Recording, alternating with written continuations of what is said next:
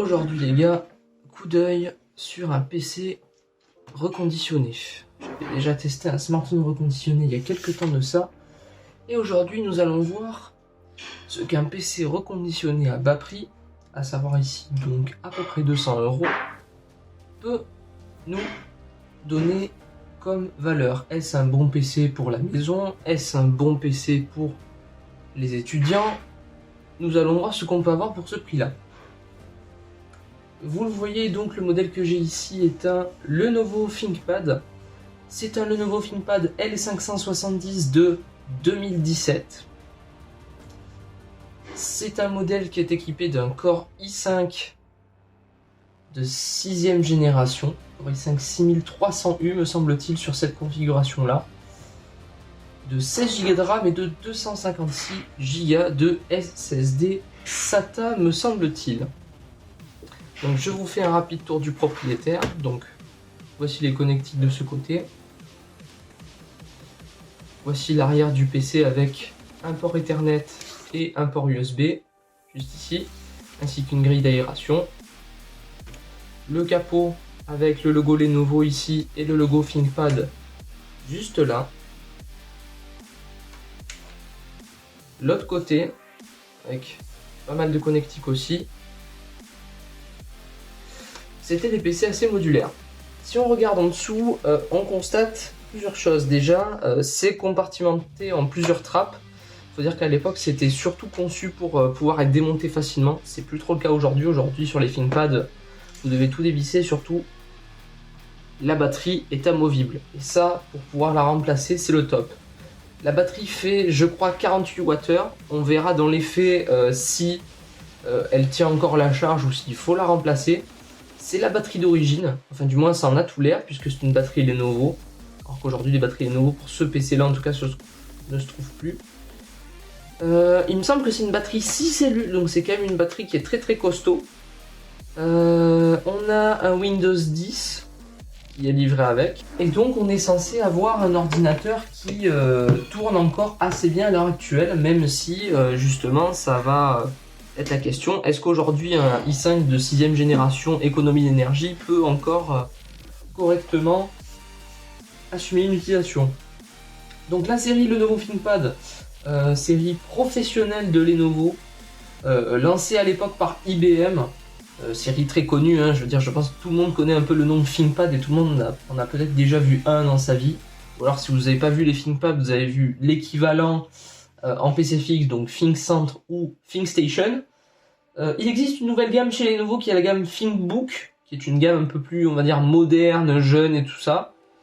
C'est des PC de prosumer, là on est vraiment sur la gamme professionnelle. Alors, je ne sais pas ce que valent les nouveaux ThinkPad, mais sachez que j'ai eu déjà un L570 comme celui-ci il y a quelques années de ça pour travailler, prêté par la MDPH, Maison départementale des personnes handicapées. Et d'ailleurs, en me renseignant, j'ai su que celui-ci appartenait à une MDPH non loin de chez moi, puisqu'il s'agit de la MDPH du Var. Donc ce PC a peut-être servi à un des élèves de cette MDPH. Bon, c'est une petite anecdote, mais ça me fait un peu rire. J'aurais bien rigolé si ça avait été le ThinkPad que j'avais utilisé, mais non. Au niveau des informations du reconditionneur, ce ThinkPad a été reconditionné par un reconditionneur français qui s'appelle PCPack, qui est noté 4,3 étoiles sur 5 sur Back Market, puisque c'est là où je l'ai acheté. Je vous ai donné la configuration tout à l'heure, je vous la réaffiche à l'écran. Donc le ThinkPad L570 est un ordinateur de 15,6 pouces qui fait 2,3 kg, même si honnêtement sous la main j'ai l'impression qu'il en fait moins. C'est pas si lourd, même si c'est quand même relativement épais comme PC. Mais justement ça fait partie des choses que j'apprécie sur ce PC, c'est que on a le sentiment que c'est vraiment solide. Alors le PC fait quasiment entièrement de plastique, mais c'est du plastique très solide, vraiment vous pouvez pousser dessus, ça bouge pas vraiment, ça bouge pas, ça flanche pas, ça fait aucun bruit étrange, tout est à sa place, au bon endroit. Donc, qui dit ThinkPad de 15 pouces dit qu'on a un clavier full size avec pavé numérique. Qui dit ThinkPad d'ancienne génération dit qu'on a donc un clavier que je qualifierais de typique ThinkPad, puisque nous avons la course des touches caractéristiques des ThinkPad de l'époque avec une course de touche de 1,8 mm qui est très agréable. Donc nous avons le grand pavé numérique, les petites touches comme ça. Nous avons donc un trackpad qui est en plastique. C'est assez agréable quand même de se déplacer dessus. Il est cliquable. Moi j'ai souvenir que le modèle que j'avais n'était pas cliquable, mais celui-ci, il est cliquable. Mais moi personnellement je suis pas trop fan du clic des trackpads, puisque on a juste au-dessus les boutons de souris. Donc moi je préfère utiliser ces boutons là. Vous avez ici le bouton de scroll. Sachez que de base ces trois boutons sont censés être utilisés avec juste ce que vous avez là, le track point. Donc c'est un petit point que vous pouvez utiliser. Alors c'est assez pratique parce que voilà, vous tapez, après hop, vous bougez votre souris, tapez, bougez votre souris. Donc on a aussi donc des flèches qui sont en taille pleine avec donc les touches page haut et page bas dédiées. Vous voyez que le clavier est AZERTY. Je ne sais pas si c'est un système d'étiquette, mais ça me semble être un ordinateur qui est officiellement AZERTY. Le PC est en gras de très bon état et honnêtement, jusqu'alors, je n'ai vu quasiment aucune trace d'usure. Bon, par contre, vous voyez que ça accroche très facilement les traces de doigts. Là, c'est vraiment un fingerprint magnet. Vraiment, c'est un truc de fou. Donc, écran 15,6 pouces, je l'ai dit. Normalement, c'est un écran mat. Résolution, alors ça fait sourire aujourd'hui. C'est une résolution HD seulement, c'est-à-dire 1366 par 768. Wow. Donc c'est vrai que c'est une résolution qui peut faire sourire. Je vous propose qu'on essaye d'allumer le PC. Je ne sais pas s'il est chargé. Ah, visiblement, il n'a plus de batterie. Donc on va essayer de le brancher un petit peu et nous allons voir comment le PC se comporte une fois démarré. On se retrouve tout à l'heure. Bon ben voilà, l'ordinateur est branché et à peine l'ordinateur branché, le PC démarre. Donc Windows 10 arrive déjà configuré, ça c'est intéressant. Je sais pas s'il y a encore des données dans le disque. Ah, ils ont déjà installé des choses. Voilà quelque chose d'intéressant. Bon, là on est sur un L, donc il n'y aura pas de rétroéclairage sur le clavier sur les L de cette génération-là. Bon, la LED de charge ne m'a pas l'air de fonctionner. On dirait que la LED de charge est HS. Bon, c'est pas grave, hein, c'est qu'une petite LED en soi. Le PC, dans tous les cas, a l'air de charger, ce qui est bon signe. Vous pouvez voir un petit peu le PC de plus près. Vous voyez que... Ah, c'est un Core i5 V Pro. Intéressant. Donc le 6300U est un Core i5 V Pro techniquement. Moi j'avais pas ce modèle là, moi si vous voulez j'avais le modèle avec le i5 6200U, donc un modèle tout à fait classique. Mais de mémoire ça tournait plutôt bien. Donc bon ben, on va faire un petit tour de l'état un peu plus près. Donc regardez, je vous montre, coque avant, sur le côté. L'autre côté. Donc on voit que le gras de très bon état est plutôt respecté puisque le PC est effectivement, à première vue en tout cas, en très bon état. On voit quand même quelques petites traces d'usure, mais même le trackpad, si je pense que vous le savez, mais bon, à force d'utiliser, il y a des alvéoles qui se fait. Moi je me souviens sur le mien, il y avait une alvéole au centre, enfin, on voyait que je l'avais utilisé principalement au centre. Là, à première vue, pas d'alvéole, donc franchement, c'est que le PC a dû être assez peu utilisé. On a le logo ThinkPad. Le clavier me semble en relativement bon état aussi. On a donc ici la petite mention Lenovo. J'essaie de vous faire la mise au point comme je peux. Et ici la mention L570. Alors, ne faites pas attention à la finesse des bordures. Hein. Déjà, les ThinkPad n'ont jamais été reconnus pour être des PC avec des bordures très très fines. Mais alors là, c'est encore moins le cas. Sur cette génération-là, les bordures sont très très très épaisses. De toute façon, ça n'a jamais été des PC qui ont été faits pour être design. Honnêtement, ça n'a rien de design. Si tout va bien, vu qu'on est sur un ThinkPad, on va regarder. Mais voilà, le petit point du ThinkPad est allumé. Et quand il est en veille, le logo, le petit point rouge, respire, est en mode respiration. Ah si, regardez. J'ai rien dit. On voit l'alvéole quand même. Donc c'est bien la preuve qu'il a été utilisé. Mais elle se voit assez peu au final. Si je nettoie le trackpad. Ouais, non, ça se voit qu'il a été utilisé, j'ai rien dit. Mais en tout cas, il se voit pas au premier coup d'œil. Donc le PC, effectivement, à première vue, est en relativement bon état. Après, c'est des ThinkPad, hein. Je vous ai dit, cette série-là, vraiment, c'est incassable. Franchement, enfin, je veux dire, tu vois l'épaisseur que ça, et même, je peux forcer là un peu avec mon doigt, je peux même venir appuyer dessus. Il n'y a pas de bruit, pas de flex, rien du tout. Le track point, alors, ouais, oula, oulala, l'angle de vue de l'écran, par contre, c'est pas terrible, hein. Ouh. Alors, donc là, si on a notre curseur, donc on va tester, donc le trackpad fonctionne. Le clic fonctionne aussi. Le bouton de souris, pareil. Le track point fonctionne plutôt bien. Voilà, je vous montre. Voilà, ça fonctionne. Ça fonctionne même très très bien. Donc on a donc notre clavier avec la course de touche de 1,8 mm. On va venir regarder ici ce que ça raconte de beau. Niveau batterie. Donc on est donc à 0% effectivement. Donc mode d'alimentation sur secteur meilleure performance. Donc on va le laisser charger parce que là il en a bien besoin, je crois. Ça doit faire un moment que celui-là il doit être entreposé dans les entrepôts, donc on va le laisser charger un peu. Alors on va se prêter à un test assez con, mais je pense qu'il faut le faire. Il faut tester les ports USB du PC. Donc on va prendre une clé et on va la connecter dans tous les ports USB du PC et voir si ça fonctionne. Pour ce port-là, ça a l'air bon.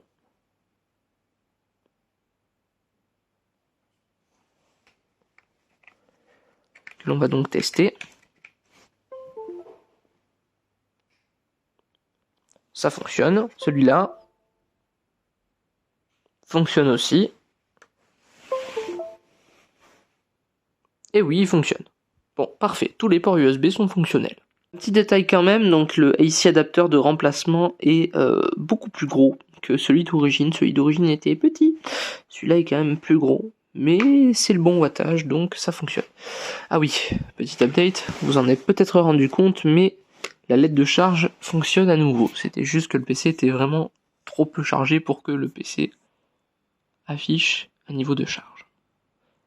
Vous voyez que la qualité d'affichage est relativement peu colorée. La colorimétrie doit être de 45% NTSC, qui est un standard chez Lenovo. On a un écran donc avec un taux de contraste assez moyen. Bon, on est sur un écran assez moyen de gamme, hein. En plus c'est qu'un écran 720p, donc forcément la qualité est pas la plus folle.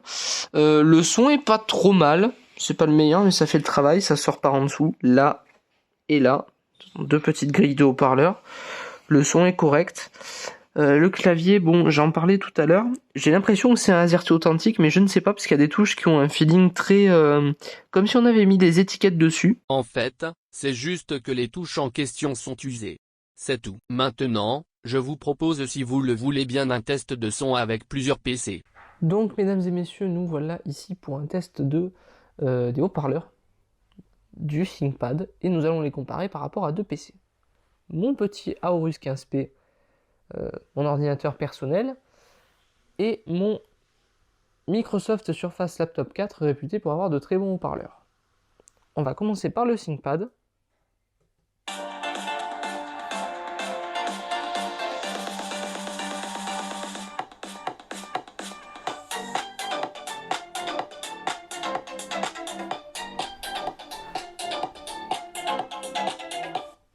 On va continuer avec le Aorus.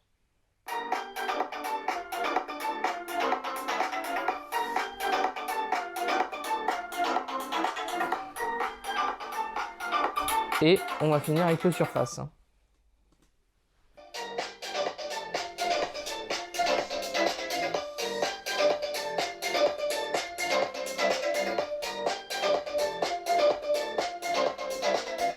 Et on finit avec le ThinkPad.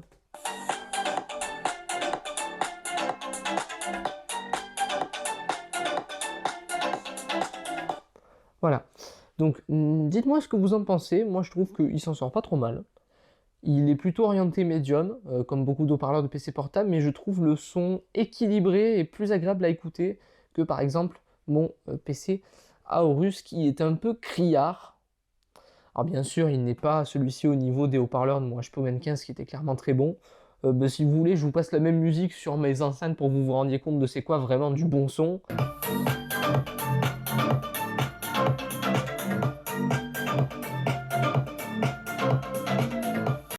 Mais dans tous les cas, celui-ci s'en sort vraiment pas trop mal. Je m'attendais à pire. Après bon, vous avez peut-être vu les qualités d'écran, celui-ci est moins coloré que celui-là. Bon, celui-là, je sais pas pourquoi l'image a décidé de s'en aller. Hein. Ça, c'est les joies de Aorus. J'en parlerai dans le test, vous verrez, c'est assez marrant. Mais bon, celui-ci s'en sort pas trop mal. Donc finalement, pour une utilisation écoute de vidéo YouTube, ça passe, c'est pas trop mal. Je vais faire des tests, hein, des PC marque situation bureautique. On va faire plein de tests. Si c'est concluant, je le garde. Si c'est pas concluant pour moi, je le renvoie. Et je vous dirai quand même pour quelle utilisation ce genre de PC peut être fait. Sachant que bon, à 200 €, on peut pas non plus attendre trop grand chose. C'est pour ça que c'est intéressant de faire des tests. Donc, eh ben, à suivre pour les tests. Donc, nous utilisons ici pour ce test un petit logiciel assez connu du nom de PC Mark 10 qui va nous permettre de déterminer en quoi ce PC peut être le plus à l'aise possible. Donc il va tester toutes les utilisations possibles, la conférence vidéo, la bureautique, le gaming. Il a tendance à tester beaucoup de choses. Là vous voyez c'est de la conférence vidéo. Après Silos Motion qui vient de s'éteindre. Donc bon ben voilà, là ça fait ses petits tests. On se retrouve à la fin du test et on examine les scores. Et voilà, donc notre PC Mark est terminé. Notre score est validé et nous avons un score de 2778. Nous avons un score donc qui est donc plutôt correct dans tout ce qui est essentiel.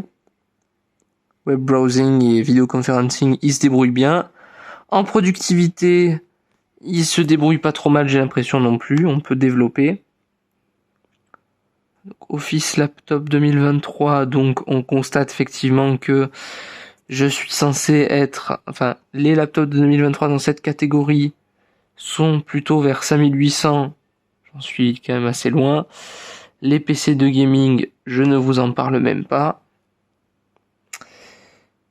Gaming PC, high-end gaming PC, premium gaming PC, donc là voilà, on est clairement sur des très gros scores, on peut voir que j'en suis quand même assez loin. Je suis quand même meilleur que 8% de tous les résultats, donc bon, c'est que c'est quand même peut-être pas si mal. Ce qui est de la batterie, donc voici mes vérifications. Donc on a une capacité annoncée de 48 Wh et une capacité réelle au neuf qui est censée être de 42,6 Wh et nous avons 41 Wh. Ce qui est pas mal du tout, puisque ça veut à peu près dire donc que la batterie est neuve. Du moins, même si elle n'est pas neuve, elle est en plutôt bonne condition de santé. Donc, techniquement, ça devrait plutôt bien se passer. Maintenant, il ne reste plus qu'à voir comment il va se comporter en termes de batterie. Et ça, je ferai le test demain pour moi et dans quelques minutes pour vous dans la vidéo. Nous allons continuer nos benchmarks avec un 3D Mark.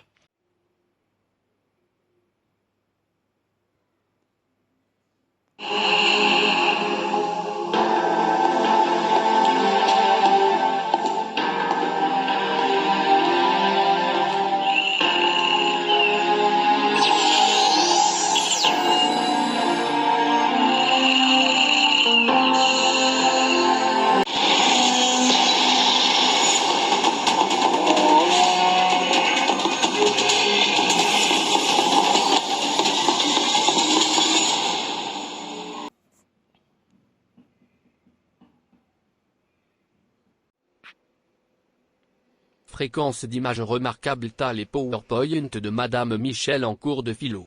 LOL.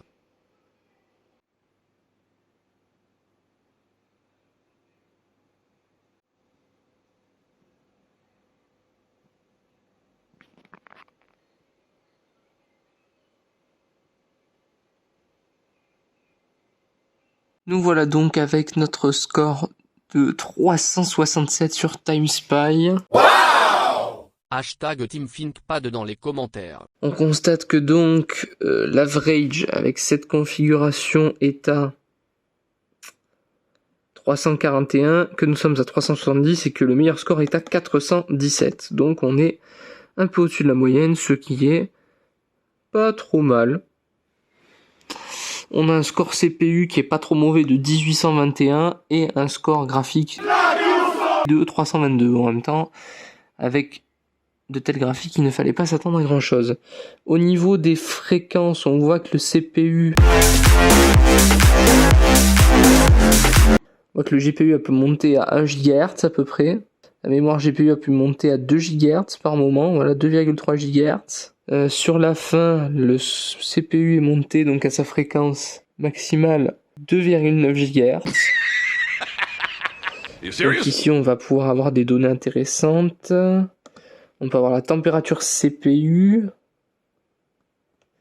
Ici bon le GPU il était toujours autour de 60 et le CPU autour de 55 degrés.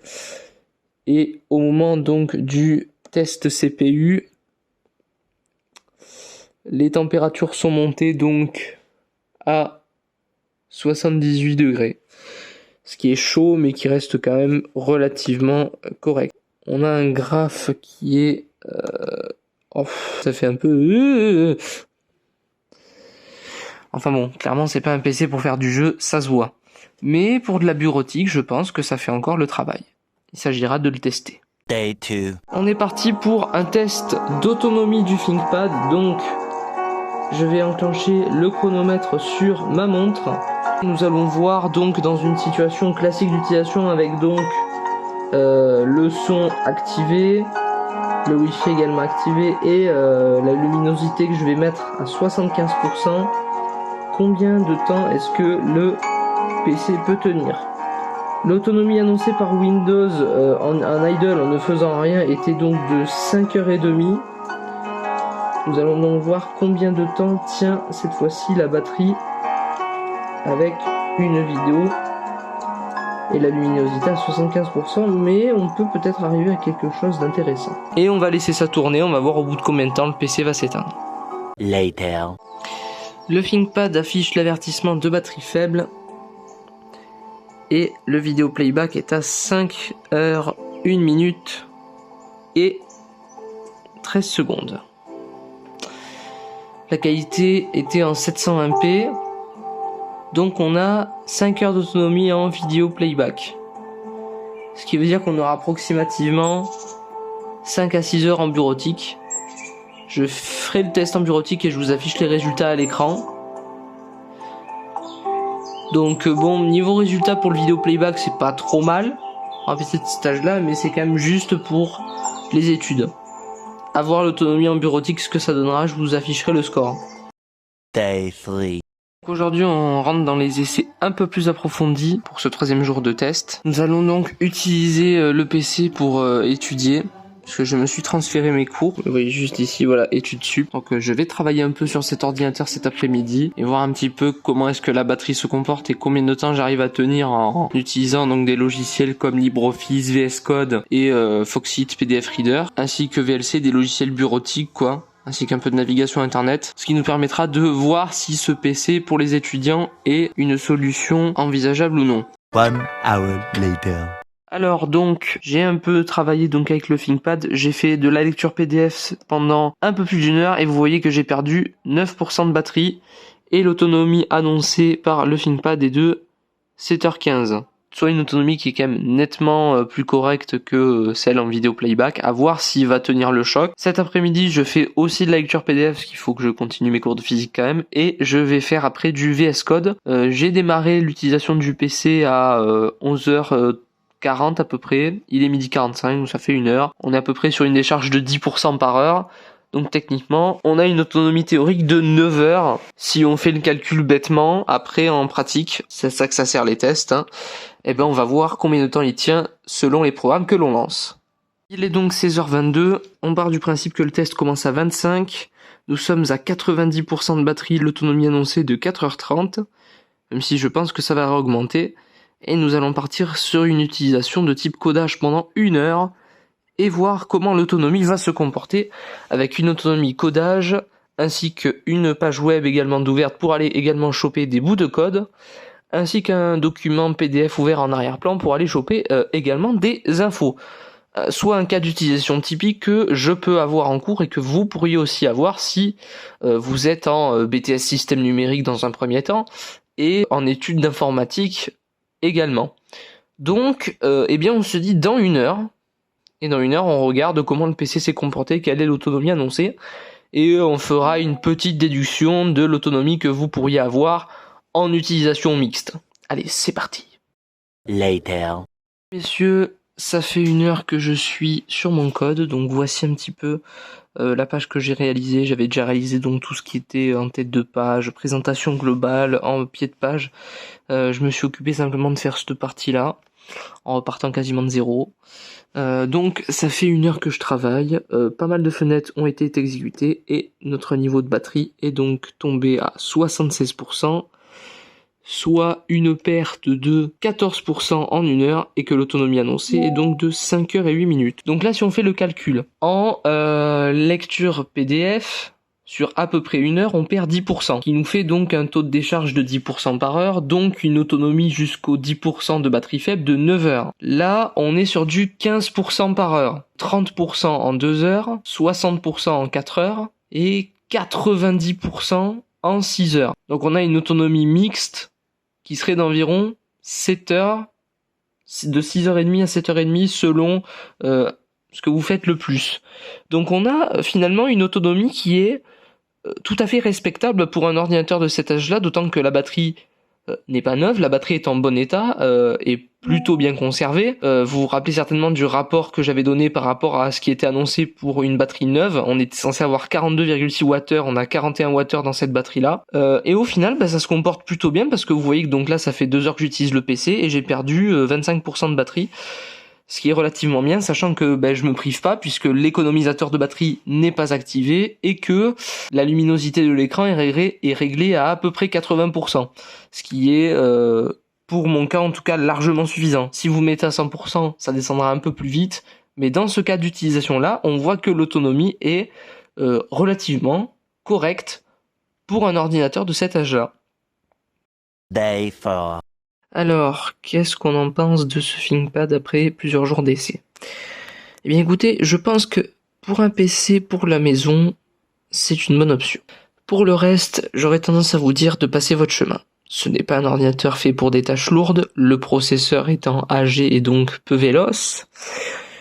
Pour une utilisation étudiante, ça pourrait encore le faire, l'autonomie reste quand même très correcte. Je vous ai dit que c'était 7h30 et vu ce que j'en ai fait là tout à l'heure, ça peut se vérifier. Par ailleurs, je trouve que le PC montre des signes de fatigue qui sont normaux, je pense, au vu de l'âge de l'ordinateur. Mais par exemple, au niveau du trackpad, je sais pas si vous allez pouvoir arriver à l'entendre, mais on sent qu'il y a des bruits comme si ça bougeait quand j'appuie ici.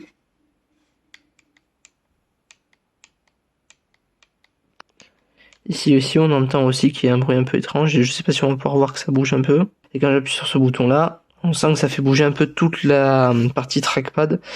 Donc on sent que le PC est quand même fatigué. Le PC en soi est solide, mais la partie clavier trackpad a l'air un peu fatiguée de l'utilisation et c'est normal, hein. Je vous rappelle que ce genre de PC a quasiment 7 ans, donc c'est pas l'idéal. En plus de ça, on a un écran qui est assez peu agréable à l'œil et qui peut vite faire mal aux yeux.